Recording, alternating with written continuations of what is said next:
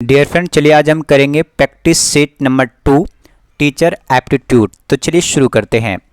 पहला प्रश्न है यानी कि 31 प्रश्न है, शिशुओं के लिए शिशुशाला में आवश्यक है, यानी जहाँ पर शिशु छोटे छोटे बच्चे पढ़ते हैं वहाँ पर क्या जरूरी है। खेल के अवसर प्रदान करना, समान ज्ञान देना, भाषा पढ़ना, कहानियों को सुनाना। कहानी सुनाएंगे तो बच्चा इससे कुछ समझेगा नहीं, छोटे बच्चे। भाषा को भी पढ़ाएंगे तो उससे कोई फ़र्क नहीं पड़ेगा। समान ज्ञान की बातें करेंगे तो कोई सीखेगा नहीं। और अगर आप उसे खेल के लिए बोलेंगे तो बहुत ही उत्सुक हो जाएगा और खेलने के लिए वो बहुत जो अगर सामान रख देंगे तो वो बहुत ही आनंदित हो जाएगा। इसलिए खेल के अवसर प्रदान करना सही हो जाएगा। अगला प्रश्न है प्रश्न नंबर 32 आपके ऑप्शन का कह रहा है, एक अच्छी पाठ्य पुस्तक वह है जो अन्य विशेषताओं के अतिरिक्त अनिवार्य रूप से सम्मिलित करती है। ठीक है, तो देखिए अच्छी पाठ्य पुस्तक क्या होगा, तो यहाँ पे परीक्षकों का निर्देश ये बिल्कुल नहीं होगा, गृह कार्य के लिए अभ्यास ये भी नहीं, शिक्षकों को निर्देश यानी कि अच्छा पाठ्य पुस्तक होगा, शिक्षकों को जो निर्देश देगा वो अच्छी ही पाठ्य पुस्तक होगा। ठीक है, जो विशेषता बताएगा। प्रकरणों की सूची तो ये होगा नहीं। अगला प्रश्न प्रश्न नंबर 33 आपके स्क्रीन पर इसका आंसर करेंगे। कि वर्तमान समय में प्राइमरी शिक्षा की दुर्दशा का मुख्य कारण क्या है। जो प्राइमरी कक्षा है उसकी दुर्दशा का मुख्य कारण क्या है। एकाकी परिवार। एकाकी परिवार नहीं है, एकाकी परिवार का मतलब होता है सिंगल फैमिली। सिंगल फैमिली का मतलब होता है जिसमें कि एक परिवार में सिर्फ मम्मी पापा और बच्चे हो। और ज्वाइंट फैमिली यानी कि संयुक्त परिवार होता है जिसमें कि मम्मी पापा, दादा दादी, चाचा चाचू, बड़े पापा मम्मी सारे हो, उसे कहते हैं संयुक्त परिवार। तो ये ऑप्शन नहीं होगा। ठीक है, छात्रों का दूरदर्शन में अधिक समय व्यतीत करता हो। ठीक है, ये तो खैर है ही खराब है, लेकिन करें वर्तमान समय में तो इसके लिए यहाँ पे ऑप्शन ये नहीं होगा। गाइड पुस्तकों पर भरोसा ये भी नहीं होगा। शिक्षक छात्र का विषम अनुपात ये हो जाएगा। आज के टाइम पे एक स्कूल में मान लीजिए अगर 50 बच्चा है तो इस 50 बच्चे पर सिर्फ एक शिक्षक है, तो एक शिक्षक है तो एक शिक्षक 50 बच्चों को कैसे गाइड करेगा। इसलिए हम ये कह सकते हैं कि प्राइमरी शिक्षा के दुर्दशा जो है शिक्षक छात्र का विषम अनुपात है। ठीक है, अगला प्रश्न है प्रश्न नंबर 34 आपकी स्क्रीन पर। सभी बच्चों की एक ही समस्या है तो आप उनकी समस्या का समाधान करते हैं कैसे। एक एक करके देखिए, अगर समस्या सभी का एक ही है तो एक एक करने का कोई फायदा नहीं, आपको ज़्यादा टाइम लगेगा, बाकी आप पढ़ा नहीं पाएंगे। तो आप उसको सामूहिक ढंग से, जी हाँ, उसे आप सामूहिक ढंग से आप उसे बता देंगे तो एक ही साथ सभी को समझ में आ जाएगा। ठीक है, बाकी ऑप्शन तो होगा ही नहीं। अगला प्रश्न प्रश्न नंबर 35 आपके स्क्रीन पर, उसका आंसर करें। जो आपकी सही आलोचना करता है तो उसके साथ आपका व्यवहार अपक्षित होगा। एक मित्र के रूप में, मूर्ख के रूप में तो होगा ही नहीं, मूर्ख क्या है, एक नेगेटिव वर्ड है। एक आलोचना के रूप में, आलोचना तो नहीं करेंगे, आपका अगर आलोचना कर रहा तो आप भी कोई आलोचना नहीं करें, इनमें से कोई नहीं होगा। तो ऑप्शन नंबर हमारा हो जाएगा ए। ठीक है, अगला प्रश्न प्रश्न नंबर 36 आपकी स्क्रीन पर करें। एक प्रभावी अध्यापक के लिए आवश्यक नहीं मानते हैं। ठीक है, केवल दंड देने वाला। करें नहीं मानते हैं, यहाँ पे नहीं शब्द है, इसको आप विशेष ध्यान देंगे। मानते हैं तो सारे हो जाएगा, लेकिन नहीं मानते हैं तो नहीं मानते का हो जाएगा क्या, देखिए केवल दंड देने वाला। केवल दंड देने वाला नहीं होना चाहिए, पढ़ाने भी नहीं होना चाहिए। वह विषय को रोचक बनाता है, विषय को तो रोचक बनाता ही है। अगर नहीं बोलता तो ये आंसर हो जाता है, ये भी हो जाता है, ये भी हो जाता है। कह रहे हैं नहीं, तो नहीं के लिए ऑप्शन होगा हमारा एक, केवल दंड देने वाला नहीं होना चाहिए।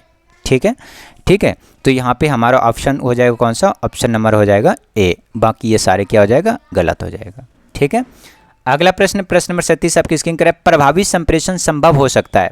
प्रभावी संप्रेषण संभव हो सकता है श्रोता के स्तर को जानकर, आपके उचित शब्द का प्रयोग से। आप देखिए सामने वाला सुनने में सक्षम नहीं है या फिर वो बहुत लो लेवल है, लो स्तर है, और आप अपनी ऊंची ऊंची आवाज़ या फिर बहुत सारे उसको गुण समझा रहे तो वो नहीं समझेगा, चाहे आप किसी तरह का शब्द का प्रयोग करें। तो ये होने आपका विस्तृत ज्ञान, आपका ज्ञान के कोई मतलब नहीं है। अगर भैंस के आगे बीम बजाओगे तो भैंस नहीं सुनेगा। ठीक है, जोर जोर बोलने से फ़ायदा नहीं। श्रोता का स्तर, यदि श्रोता जो सुनने वाला है अगर उसका स्तर आप सही जान पा रहे हैं कि वो क्या चीज़ें समझ पाने के लिए सक्षम है, उसी के अनुसार अगर आप उन्हें बताएंगे तो वो बिल्कुल सक्षम हो जाएगा। अगला प्रश्न करें, नैतिक शिक्षा का उत्तरदायित्व होना चाहिए स्कूल के ऊपर, समाज के ऊपर, अभिभावक के ऊपर या धर्म गुरु के ऊपर। कौन सा आंसर हो जाएगा, तो यहाँ पे हो जाएगा स्कूल के ऊपर जो नैतिक शिक्षा है अगर बच्चों को आप देंगे तो स्कूल के ऊपर उत्तरदायित्व होता है कि वो बच्चों को स्कूली शिक्षा के साथ साथ नैतिक शिक्षा भी दें। ठीक है, अगला प्रश्न है प्रश्न नंबर 39, कह रहे छोटे बच्चों की शिक्षा देना जरूरी है परंतु उनके ऊपर किस प्रकार का बोझ अपेक्षित नहीं है। कह रहे छोटे बच्चों को शिक्षा देना तो ये ज़रूरी है ही, लेकिन आप उसे बोझ नहीं दे सकते हैं। किसका बोझ नहीं दे सकते हैं? लिखने का बोझ नहीं दे सकते हैं, पढ़ने का बोझ नहीं दे सकते हैं, गृह कार्य का बोझ नहीं दे सकते हैं, या फिर विद्यालय जाने का बोझ नहीं दे सकते हैं। तो इसमें कौन सा हो जाएगा? तो आप ये कह सकते हैं कि आप बच्चों को आनंद, पढ़ने का बोझ नहीं दे सकते हैं, आनंद तरीके से आप उसे पढ़ा सकते हैं। ठीक है, तो ऑप्शन नंबर हमारा बी हो जाएगा बेस्ट। अगला प्रश्न है प्रश्न नंबर 40 आपकी स्क्रीन करें, जब आपके छात्र उन्नति करते हैं तो आप महसूस करते हैं, जब आपको पढ़ा रहे हैं और आपका छात्र बहुत उन्नति कर रहा है तो आपको क्या संतोष करते हैं, आप क्या महसूस करते हैं? आत्मसंतोष की भावना महसूस करते हैं, प्रसन्नता की भावना महसूस करते हैं, या ईर्ष्या की भावना?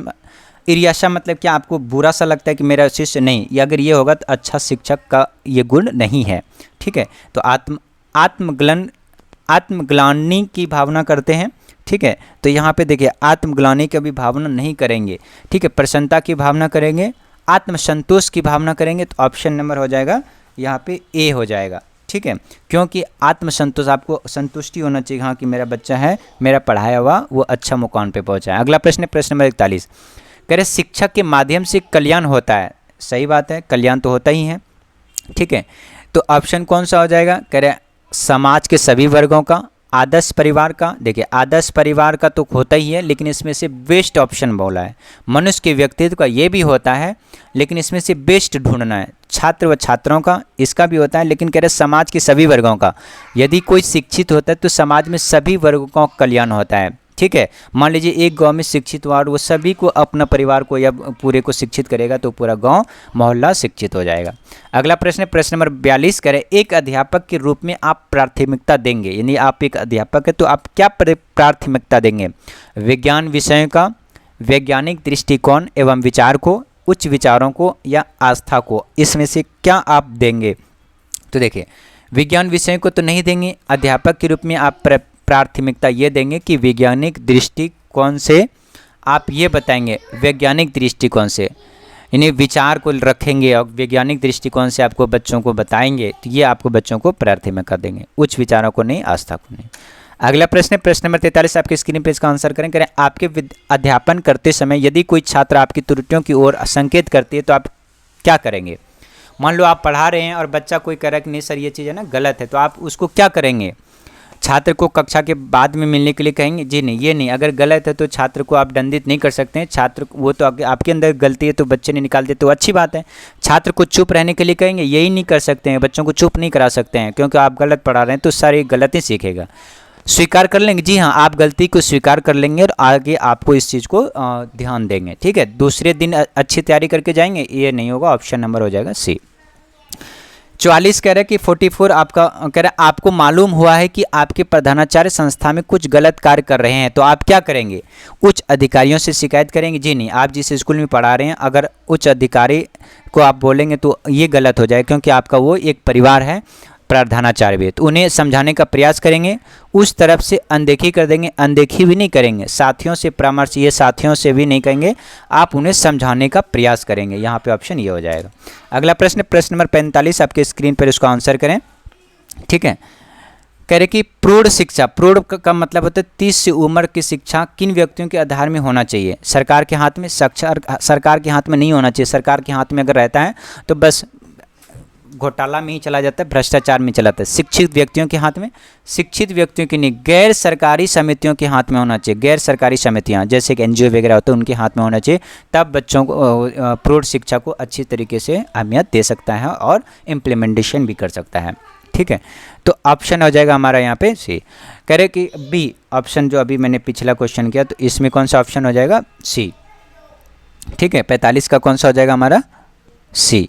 ठीक है, शिक्षित व्यक्तियों के हाथ में होना चाहिए या फिर किस में होना चाहिए? तो ऑप्शन हमारा यहाँ पे हो जाएगा सी। ठीक, अगला देखिए गैर सरकारी समितियों, शिक्षित व्यक्तियों के भी होना चाहिए लेकिन यहाँ पे ये भी हो सकता है शिक्षित व्यक्तियों के हाथ में, लेकिन गैर सरकारी समितियों के हाथ में रहेगा तो भी ठीक है। लेकिन आप यहाँ पे बेस्ट ऑप्शन ये मेरे ख्याल से यही होना चाहिए, ऑप्शन नंबर बी होना चाहिए। ठीक है, आप बी कर लीजिएगा, सी नहीं होगा।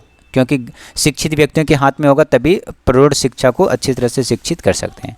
अगला प्रश्न, प्रश्न नंबर 46 यदि करें, यदि कोई अभिभावक आपसे मिलने कभी नहीं आता है तो आप क्या करेंगे?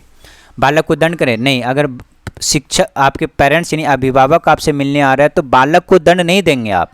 बालक की क्या गलती है? पेरेंट्स नहीं आए तो बालक पर ध्यान नहीं देंगे, बालक पे ध्यान देंगे। उन स्वयं मिलने जाएंगे? जी नहीं। आप टीचर हैं, आप अध्यापक हैं, विद्यार्थी से मिलने आप नहीं जा सकते हैं। और कैसे जाएंगे? हर बच्चे को तो मिलने आप जा नहीं पाएंगे। अभिभावक को लिखेंगे, नहीं पत्र लिखेंगे, कुछ बोलेंगे उसको बुलाने के लिए, ठीक है, उनको बुलाने के लिए। 47 करें, शिक्षकों के बीच संघर्ष का सबसे दूषित परिणाम होता है, यानी कि शिक्षकों के बीच अगर संघर्ष हो रहा है तो उसका दूषित परिणाम क्या होगा? शिक्षण समय में कमी होगी, ठीक है, शिक्षण जो समय है उसमें कमी होगी। छात्रों का व्यवहार बिगड़ जाएगा, जी छात्रों का भी व्यवहार बिगड़ जाएगा। अगर संघर्ष होगा तो छात्रों का भी व्यवहार जो बिगड़ जाएगा। तो ऑप्शन नंबर हमारा यहीं बी चला जाएगा। करें 48, छात्रों में अनुशासन बनाए रखने के लिए एक शिक्षक की कौन सी भूमिका सराहनीय है? अगर एक शिक्षक है, शिक्षक को करे छात्रों में अनुशासन बनाए रखने के लिए कौन सी भूमिका सराहनीय है? शिक्षक की अपनी योग्यता? जी नहीं, योग्यता से कोई मतलब नहीं है। शिक्षक का विचार? ये भी नहीं है। शिक्षक का व्यक्तित्व? ये भी नहीं है, व्यक्तित्व से कोई मतलब नहीं है। कह रहा है कि अनुशासन बनाए रखने के लिए, तो अनुशासन यानी कि शिक्षक की कक्षा प्रबंध अच्छा होना चाहिए। मान लीजिए आपका कोई काम के लिए आप प्रिंसिपल ऑफिस या प्रधानाचार्य के ऑफिस में गए, बच्चे यहाँ सारे शोरगुल मचाने लगे, तो आप अगर अच्छा कक्ष प्रबंधक हैं तो आप मान लीजिए होमवर्क कुछ आप बोर्ड पे लिख दिए, कुछ करो, मैं 5 मिनट आ रहा हूँ, तो बच्चा कोई भी नहीं कुछ करेगा, या फिर आप है ना कोई भी बच्चा शोर नहीं मचाएगा। तो ये शिक्षक की कक्षा प्रबंध की क्षमता को दर्शाता है। अगला है करें 49 करें, किस विद्वान ने यह कहा था कि शिशु मस्तिष्क कोरी स्लेट की तरह होता है? कोरी स्लेट का मतलब होता है जिस तरह से स्लेट में कुछ भी नहीं लिखा है, आप जिस तरह से आप लिखोगे वैसा लिख जाएगा। तो जो विद्यार्थी है वो एकदम बिल्कुल ब्लैंक होता है, आप जिस तरह से उसको बनाना चाहोगे उस तरीके से बन जाएगा। तो ये कौन से वैज्ञानिक ने कहा था? रूसो, प्लेटो, एडलर या बटलर? तो ऑप्शन हो जाएगा हमारा प्लेटो ने कहा था कि जो शिशु है वो एक कोरी कागज की तरह है या कोरी स्लेट की तरह है, ठीक है। अगला है प्रश्न नंबर देखिए 50 आपके स्क्रीन में, किस विद्वान ने सीखने के 5 चरण बताए थे? फ्रोवेल, हार्वर्ड, प्लेटो या कमेशियन? तो यहाँ पे ये नहीं होगा, ये नहीं होगा, ऑप्शन नंबर का हार्वर्ड ने बताया था सीखने के 5 नियम। 51 नंबर क्या होगा? कह रहे हैं अनुशासन भंग करने वाले छात्र को दिया गया दंड ऐसा होना चाहिए, भय के कारण कोई छात्र अनुशासन भंग ना करे? नहीं, ये नहीं होना चाहिए। अगर मान लो ऐसा उसको मारो, ऐसा उसको पीटो कि अगले दिन से वो स्कूल ही आना बंद ना कर दे, वह छात्र हमेशा उसकी याद करके कांप जाए, इतना भी ना मारो कि वो याद करके कांप जाए। दंड पाने वाला छात्र अपने सुधार ले, हाँ आप जिसे दंड दे रहे हो ना वो सुधर जाए, यानी कि वो फिर दोबारा वो अनुशासन भंग ना करे, उस तरीके से उसको दंड देना चाहिए। प्रश्न नंबर 52 आपके स्क्रीन पर, उसका आंसर करें। किडर गार्डन स्कूल सबसे पहले किस देश में खोले गए थे? यानी कि जो किडर गार्डन है यानी छोटे बच्चों का जो स्कूल है सबसे पहले कहाँ पे खोला गया था? इंग्लैंड में खोला गया था? नहीं। इटली में खोला गया था? नहीं। जर्मनी में खोला गया था? जी हाँ, फ्रांस में नहीं, जर्मनी में सबसे पहले खोला गया था, ठीक है। आगे 53 नंबर है, कह रहे कि भाषा सीखने का प्रभावी उपाय क्या है? पाठ्य पुस्तक का पढ़ाना? जी नहीं, छोटे बच्चों को भाषा सिखाओगे पाठ्य पुस्तक से पढ़ के नहीं सीख सकता, सहायक पुस्तकें से भी नहीं सीख सकता है, अखबार पढ़ना से भी नहीं सीख सकता। वार्तालाप, अगर किसी बच्चों को अगर भाषा सिखाना चाहते हैं तो उसके साथ वार्तालाप करें, बातचीत करें, तो वो बहुत अच्छे तरीके से बेस्ट तरीके से भाषा को वो पकड़ लेगा और सीख लेगा। इसलिए आपने देखा अगर छोटे बच्चों को अगर स्कूल में अगर डाल देते हैं बहुत जल्द ही तो वो बड़े आसानी के साथ वो वार्तालाप करना इनकी भाषा सीख जाता है। ऑप्शन नंबर अगला प्रश्न है प्रश्न नंबर 54 और इसकी स्क्रीन पर इसका आंसर करें। छात्रों के चरित्र में निर्माण में सबसे अधिक महत्वपूर्ण भूमिका किसकी होती है? अध्यापक की उपदेशों की, स्वयं अध्यापक के आदर्श चरित्र की? अध्यापक की उपदेश की नहीं होगी, स्वयं अध्यापक के आदर्श की। अगर देखिए जो टीचर हैं, टीचर ठीक है, जो टीचर हैं, टीचर अगर अच्छे से चरित्र निर्माण करेगा बच्चों के प्रति, वो आपके उनके साथ साथ भी अच्छा चरित्र होगा, बच्चों के किस तरीके से पढ़ाया जाता है, किस तरह से शिक्षण दे रहा है, तो स्वयं अध्यापक के आदर्श के चरित्र को देखकर भी बच्चा कॉपी करता है, यानी किस तरह से टीचर पढ़ा रहे हैं, किस तरह से रह रहे हैं, तो बच्चा भी उसी तरह से करने की कोशिश करता है, ठीक है। तो ऑप्शन नंबर हमारा हो जाएगा यहाँ पे बी। अगला प्रश्न है प्रश्न नंबर 55 आपकी स्क्रीन पर, इसको आंसर करें। निम्नलिखित शिक्षण विधियों में कौन सी विधि है वास्तविक अनुभवों को प्रदान करने के लिए दृष्टिकोण से उत्तम है? जो छोटे बच्चे होते हैं ना, आप उसे प्रोजेक्ट बना के नहीं सिखा सकते हैं, भाषण विधि से भी नहीं सिखा सकते हैं, पाठ्य पुस्तक विधि से भी नहीं। यानी कि बच्चों को है जो अगर भ्रमण विधि से सिखाएंगे, ठीक है, आप उसे जगह जगह ले जाएंगे, यानी कि जैसे पार्क में घुमाने के लिए ले गए, बाहर ले गए, या फिर है ना आप तो वहाँ पे चीज़ें बताएंगे तो वहाँ पे क्या होगा कि आप उसको ज़्यादा समझ आएगा। मान लीजिए कि अगर दिल्ली के लाल किला आपको किसने बनवाया है, अगर ये बच्चों को बताना है कि दिल्ली के लाल किला किसने बनवाया, तो लाल किला बच्चों को घुमाने ले जाओ, तो बच्चा उस चीज़ को देखेगा तो ये देख कर पता कर सकता है कि ये इसने बनाया था लाल किला, ये इधर गेट है, यहाँ पे ऐसा चीज़ है, ठीक है, यहाँ पे मोती मस्जिद है, तो उस चीज़ को ज़्यादा कॉपी करेगा। मान लीजिए बच्चों को अगर पार्क ले गए तो पार्क में झूला देखेगा तो वो क्वेश्चन करेगा। छोटे बच्चों में भ्रमण विधि से सीखने की बहुत वो चीज़ें होती है ना, तो इसलिए बच्चों को भ्रमण विधि यहाँ पे ऑप्शन हो जाएगा। अगला प्रश्न नंबर 56 करें, निःशुल्क और अनिवार्य प्राइमरी शिक्षा लागू होने का फलस्वरूप क्या है? बालकों में साक्षरता बढ़ी है। जी हाँ, अगर जो अनिवार्य शिक्षा कर दिया तो इससे बालकों में क्या कहें, प्राइमरी शिक्षा लागू होने के फलस्वरूप बालकों में बढ़ा है, ठीक है। ग्रामीण क्षेत्रों में शिक्षा, जी हाँ, ग्रामीण क्षेत्रों में जो अनिवार्य और निःशुल्क शिक्षा दिया जा रहा है उससे क्या कि ग्रामीण क्षेत्रों में भी शिक्षा बढ़ा है। बालकों में साक्षरता दर भी बढ़ी है, पहले इतना लोग नहीं पढ़ते थे।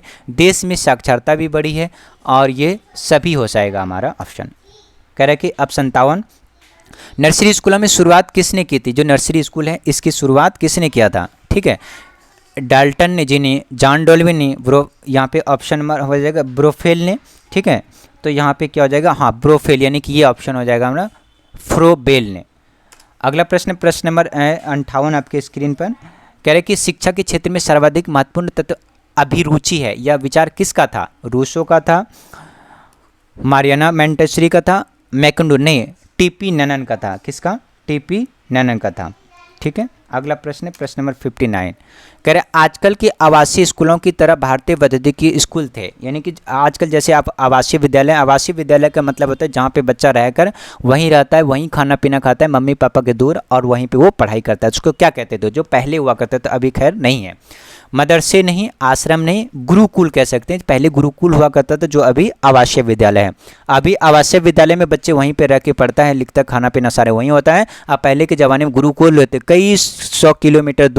कई किलोमीटर दूर बच्चों को भी वहाँ दूर भेज देते थे मम्मी पापा के दूर, और वहाँ पर गुरु के पास रह करके शिक्षा ग्रहण की जाती थी, उसी को गुरुकुल कहा जाता था।